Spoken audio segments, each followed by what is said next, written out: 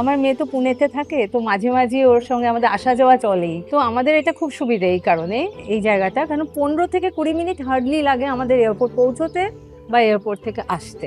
আমি ইনফ্যাক্ট যে জায়গাটা আমি চুজ করে, যে ফ্ল্যাটটা চুজ করেছি, ওখান থেকে একটা অ্যাম্পল, মানে খুব খুব সুন্দর একটা ওয়াটার বডি, যার মানে কোনো শেষ নেই, এইরকম একটা ব্যাপার আমার ফিল হয়েছে। ওই কারণে এটা আমার বেশি ভালো লাগছে। এটা রামসায়ার প্রজেক্ট আছে, ইন্টারন্যাশনালি এটা প্রোটেক্টেড, এখানে কোনো কিছু কনস্ট্রাকশন হওয়া মুশকিল আছে।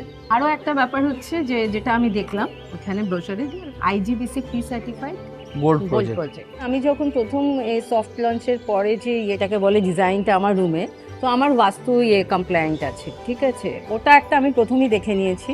আর চারদিকে তো প্রচুর গ্রিনারি, সেটাও একটা ব্যাপার, কোনো ব্যাপার, মানে আমি চাইলে, আমি ভীষণ গাছ ভালোবাসি, জল ভালোবাসি, মানে ইনফ্যাক্ট আমি নেচার লাভার।